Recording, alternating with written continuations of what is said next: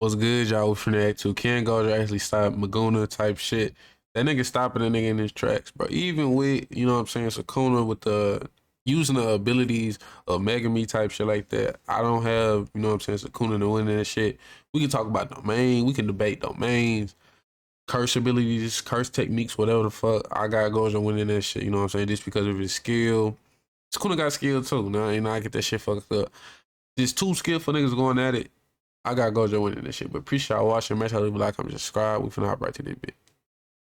If Gojo gets released, does he even stand a chance against Sukuna now? Ever since Sukuna has taken possession of Fushiguro Megami, the momentum of the protagonist has taken a sharp turn that has only ricocheted further and further into a downward spiral. Originally, when it was revealed that not even Angel's Jacob's Ladder curse technique, said to extinguish any and all curse techniques, as well as eliminate the reincarnated consciousness within a host body, was able to stand up against the King of Curses. Instantly, we knew our only hope of survival for the protagonist was the honored one, Satoru Gojo's return from the prison realm, with Choso returning from the Tomb of the Star with the back of prison realm too, and bro. Multiple different. Only reason this nigga got locked up, you know what I'm saying, because he being a soft ass nigga, you know what I'm saying. Nah, though, he got locked up because, you know what I'm saying, he had a heart for people, bro. He didn't want to just kill the people around him type shit like that, you know what I'm saying? Like, I believe I don't know type shit. That's why I don't like speaking about shit I don't know about for real, but I know he got locked up, you know what I'm saying, because he didn't want to kill some people, and these motherfuckers was using people as shields and shit, all type of weird shit like that, you know what I'm saying? So that's the only reason my nigga got locked up. And that's the thing though too, it's like, imagine Gojo, you know what I'm saying, he's like, he come out the prison realm like, fuck it, you know what I'm saying? I don't give a fuck about nothing. Which I don't feel like he gonna come out like that, but he might come out that bitch like that. If he come out like that, it's over. You know, it ain't no running. It ain't no using people as shields. No, none of that. You know what I'm saying? He doing y'all niggas bad, bro. Scenarios such as Angel and Hana still being alive, or even outlandish theories like Takaba's comedy curse technique finding Gojo's convenient unsealing funny. Lord, I hope that's how it happens. With high-level sorcerers dropping like flies in what seems like almost every other chapter now. We've lost Ishigori Ryu, a powerful player in the culling game, capable of contending with someone of Okotsu Yuta's status, and Yorozu, an ancient Heian era sorcerer said to have conquered the 5 Void Generals, a feat claimed to have also been accomplished by Lord Sukuna himself. Yorozu was clearly a step above any of the previous incarnations we've seen so far. She was even capable of creating a perfect sphere with their construction curse technique, something said to be impossible by ordinary standards. Had Yorozu activated her curse technique, or rather, had an overpowered ability like that of Maharaga's adaptability, not clocked all of her fighting information before she constructed her domain, Sukuna would have surely disappeared. As Fushiguro Megami sinks even further into the abyss of his own soul, Sukuna, as he leaves even more bodies in his wake, continually grows stronger. I ask the question again, even if we do somehow release Gojo, will he even be able to fight Sukuna as he is now? Let's find out. Commonly referred to as Meguna by the community. At just 15 fingers during the Shibuya incident, Sukuna was capable of holding a considerable advantage over previously mentioned hacks machine Maharaga, as well as completely demolish an entire cityscape with no real expense to his own cursed energy reserves. After completely shattering any real plans the disaster curses had left, Itadori initially enlisted Okotsu Yuta, the prodigy child and second only to Satoru Gojo in this modern era, to be responsible for executing him should the King of Curses rear his head again. However, as we discussed in my previous video, just from Sukuna's recent display of the 10 Shadows technique in general, I'm not quite sure either Yuta or Akari Kinji, Gojo's other prodigy student, will be able to make even a dent in the King of Curses armor. Perhaps Kashimo's curse technique that has been saved up for hundreds of years will give Sukuna a challenge? One thing is clear, in order to understand what the strongest sorcerer Satoru Gojo would be up against, we need to properly analyze everything that Meguna, Ryomen Sukuna realized fully in Fushiguro Megami's body can muster.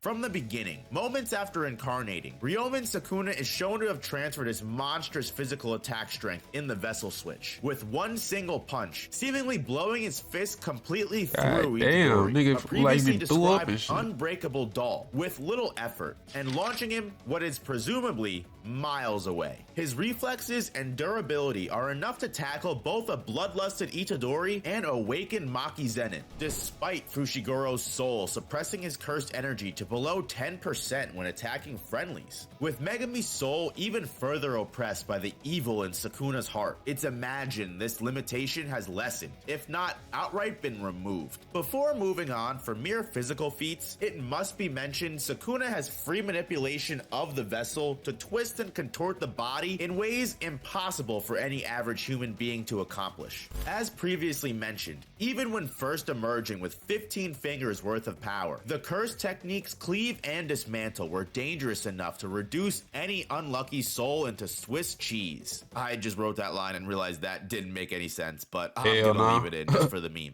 Devastating attacks that Sukuna still has access to, even being shown to use alterations of those abilities to suit whatever Sukuna may need at the time. These attacks obviously culminate into Malevolent Shrine, the barrierless domain expansion capable of obliterating approximately 200 meters of range, objects animate or inanimate until nothing remains. A reminder that while trapped inside of a domain expansion, these attacks are sure hit, ignoring Limitless. None of these feats had anyone worried about Satoru Gojo taking on the King of Curses before. Granted, they are impressive feats, but with red, blue, hollow purple, and a domain of his own, even forgetting Limitless, Gojo should be able to hold his own. What throws all of this into jeopardy would be Gojo's own words coming back to haunt him. And it's not his cocky declaration of victory over the King of Curses. It's that conversation he had with Megami long ago regarding the battle between the heads of the Zenin and Gojo clans. Originally, we, along with Megami himself, thought that what Gojo meant when the Honored One claimed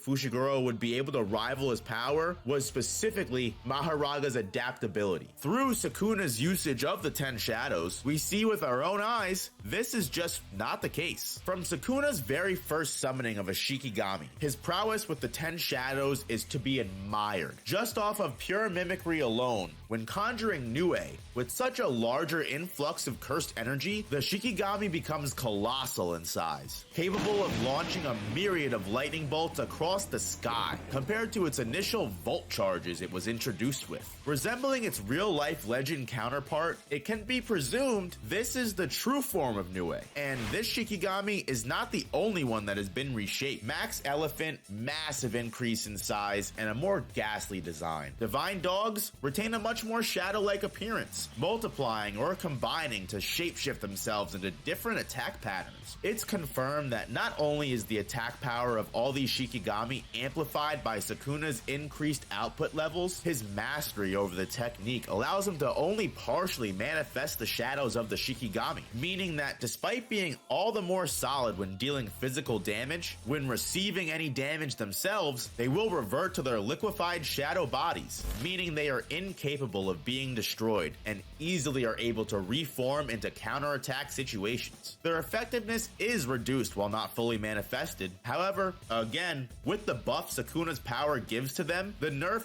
isn't even noticeable. Sukuna is even able to partially summon the Yamato wheel from Maharaga, wearing it above him as if it was a crown while fighting his opponent, allowing Sukuna to adapt to any and all phenomena he's met with subtly in the background during a battle. When Sukuna does choose to fully manifest Maharaga, it is already immune to everything the opponent can muster. And as mentioned previously, Maharaga is not the only deadly danger when completely summoned. The two new Shikigami, Madoka Deer and Kangyu the Bull, respectively offer insane additions to the 10 Shadows technique. Kangyu the Bull, being a Shikigami that can only charge forward but strikes intensely. The further the distance Kangyu travels to its target, the more powerful its impact. Alternatively, Madoka Deer, a much more support-type Shikigami, creates an area of effect field that not only uses reverse curse technique to heal its user, but repels any foreign cursed energy in the zone, resulting in most curse techniques becoming nullified or frozen in the range. And with the creativity and fight intelligence to combine all of these different aspects of battle together, interchanging between Shikigami, physical strikes, even curse techniques themselves, Meguna has significantly grown in threat level. Had 15-finger Sukuna inside Itadori Yuji as a vessel not already been enough of a challenge.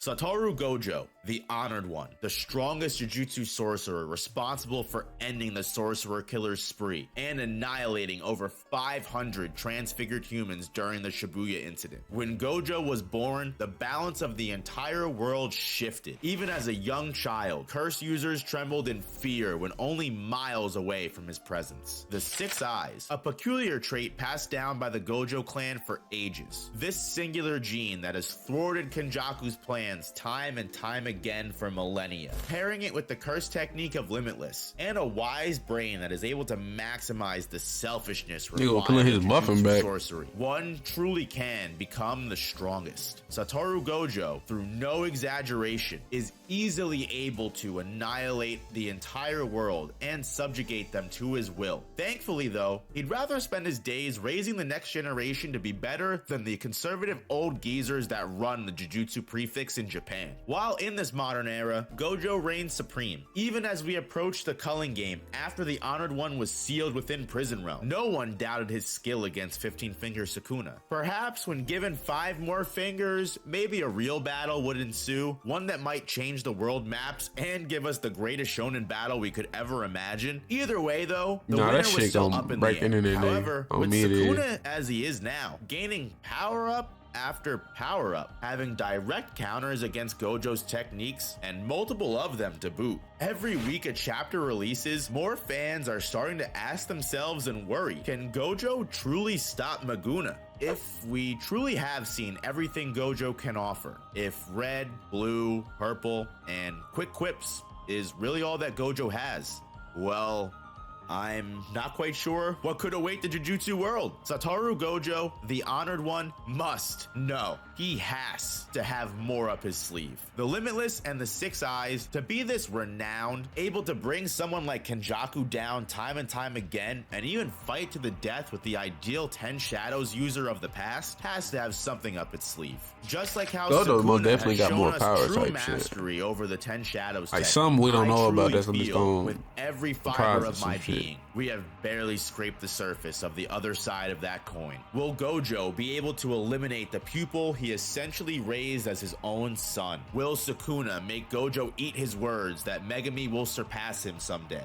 Like this video and make sure you subscribe to the channel so you're here with me when we get Nah, though. Now knowing more about, you know what I'm saying, Meguna and shit, you know what I'm saying, like, that shit damn. You know what I'm saying? That shit, that nigga Sukuna is broken even more than he was, you know what I'm saying, back then and shit. Like, with the Shikigami and shit like that and what they can do and shit, like, that shit's broken or some shit like that. I don't know, though. Like,